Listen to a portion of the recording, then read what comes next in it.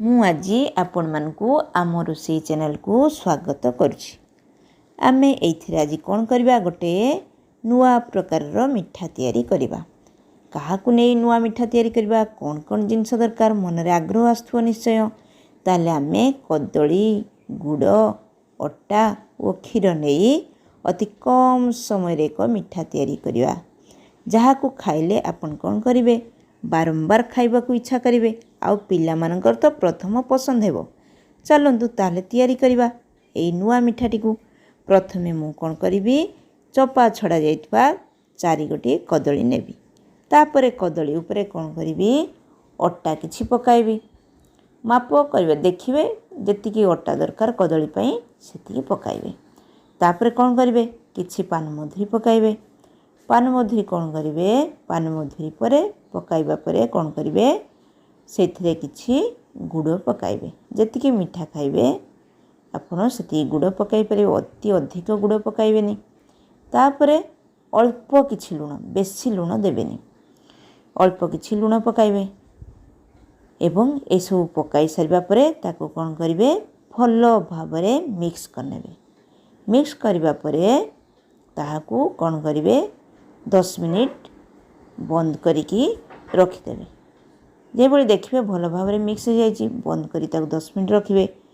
10 minute ହେଲା ପରେ ବା 10-15 ମିନିଟ୍ ହେଲା ପରେ ତାକୁ କ'ଣ କରିବେ, ବାହାର କରିବେ। ଢାଙ୍କୁଣା ବାହାର କରି ସେଥିରେ କ'ଣ କରିବେ, ଅଳ୍ପ କିଛି ବେକିଂ ପାଉଡ଼ର ମିଶାଇବେ, ବେଶୀ ଦେବେନି, ଅଳ୍ପ କିଛି ବେକିଂ ପାଉଡ଼ର ମିଶାଇ ଦେବେ। ମିଶାଇବା ପରେ କ'ଣ କରିବେ, କଡ଼େଇରେ ତେଲ ପକାଇବେ। ଆଉ ହଁ, ମନେ ରଖିବେ, କଡ଼େଇରେ ତେଲ ପକାଇଲା ବେଳେ ଯେଭଳି ଭାବରେ ତେଲ ଭଲ ଭାବରେ ଗରମ ହୋଇଯିବ ଏବଂ ଗରମ ହେବା ପରେ ଆପଣ ସେ ଯେଉଁ ଆଣ କରିଥିବେ ବା ସେ ଯେଉଁ ଅଟା, କଦଳୀ ଆଉ ଗୁଡ଼, ପାନମଧୁରୀ ଯେଉଁ ମିକ୍ସ କରିଥିବେ ତାକୁ କ'ଣ କରିବେ, ଗୋଲ ଗୋଲ କରିକି ସୁନ୍ଦର ଭାବରେ କଡ଼େଇରେ ଧୀରେ ଧୀରେ ପକାଇବେ। ତାପରେ ଦେଖିବେ ପକାଇବା ପରେ ଗୋଟେ ପଟ ନାଲି ଦେଖାଯାଉଛି। ନାଲି ଦେଖାଯିବା ପରେ କ'ଣ କରିବେ, ପୁଣି ଆର ପଟଟିକୁ ଖଡ଼ିକାରେ ଓଲଟାଇ ଦେବେ ଓ ନେକ୍ସଟ ପଟ କ'ଣ ହେବେ, ହେବା ପାଇଁ ଛାଡ଼ିଦେବେ। କ'ଣ ହେବ, ଟିକେ ନାଲି ହୋଇଯିବା ପରେ ତାକୁ କ'ଣ କରିବେ, ବାହାରକୁ ବାହାର କରି ଆଣିବେ। ଦେଖିବେ ବହୁତ ସୁନ୍ଦର ଦେଖାଯାଉଛି, ଦେଖନ୍ତୁ କେତେ ସୁନ୍ଦର ଦେଖାଯାଉଛି। ତାପରେ ବାହାର କରିବା ପରେ କ'ଣ କରିବେ, କ୍ଷୀରକୁ ଫୁଟେଇକି ରଖିଥିବେ। ଯେଭଳି ଭାବରେ ଭଲ ଭାବରେ ଫୁଟିଥିବ, ଆଉ ଟିକେ ମରିଯାଇଥିବ କ୍ଷୀରଟି, ଦେଖିବେ ଏଇଭଳିଆ ଦେଖନ୍ତୁ କ୍ଷୀରଟି ହୋଇଯାଇଛି। ତାପରେ ସେ ଯେଉଁ ଫୁଟାଇ ରଖିଥିବା କ୍ଷୀରରେ ଆପଣ ଚାହିଁଲେ ଯଦି ମିଠା ଖାଇବେ, ଚିନି କିଛି ଆଡ଼୍ କରିପାରିବେ। ଯେଉଁମାନେ ମିଠା ଖାଇବା ପାଇଁ ଚାହାନ୍ତି ନାହିଁ, ତାଙ୍କ ପାଇଁ ଚିନି ଆଡ଼୍ କରିବା କିଛି ଆବଶ୍ୟକତା ନାହିଁ।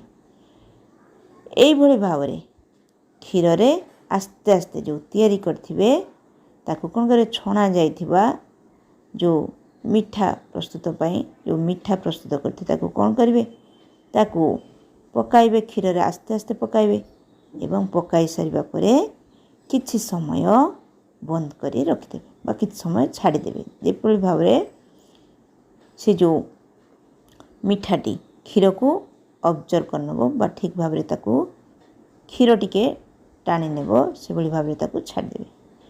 ଦେଖିବେ ଏଇଭଳି ଭାବରେ ପ୍ରସ୍ତୁତ ହୋଇଗଲା ଆମର କ'ଣ, ମନ ପସନ୍ଦର ମିଠା, ଯାହାକୁ ଖାଇଲେ ଦେଖିଲେ ତ ବହୁତ ଭଲ ଲାଗିବ, ଖାଇଲେ ମଧ୍ୟ ଅତି ଭଲ ଲାଗିବ, ଆଉ ସମସ୍ତଙ୍କର କ'ଣ ହେବ, ଅତି ପସନ୍ଦର ମିଠା ହେବ। ଏହା ଖାଇଲେ କ'ଣ କରିବେ, ଘରର ସମସ୍ତ ପରିବାର ଲୋକ ବାହାରୁ ମିଠା କିଣି ଖାଇବା ଛାଡ଼ିଦେବେ। ଏହା ମଧ୍ୟ ଅତି ସ୍ୱାଦିଷ୍ଟ। ତେଣୁ ଏହିସବୁ ନୂଆ ନୂଆ ଆଇଟମ୍ ଆପଣ କରି ଖାଇବେ ଆଉ ପରିବାରର ସମସ୍ତ ଲୋକଙ୍କୁ ଖୁଆଇବେ। ତେଣୁ ଏହା କିପରି ଜାଣିବେ, ଆପଣ ଯଦି ଏହି ଚ୍ୟାନେଲଟିକୁ ସବସ୍କ୍ରାଇବ୍ କରିବେ ଆଉ ଲାଇକ୍ କରିବେ ଆଉ ସମସ୍ତେ ଜାଣିବା ପାଇଁ ବା ସମସ୍ତଙ୍କ ପାଖକୁ ସେୟାର କରିବେ, ତାହେଲେ ଏହାର ଆନନ୍ଦ ଅଧିକ ବଢ଼ିଯିବ। ତାହେଲେ ଆମେ ଏଇଭଳି ଭାବରେ ଆମର ମିଠା ପ୍ରସ୍ତୁତ କଲୁ।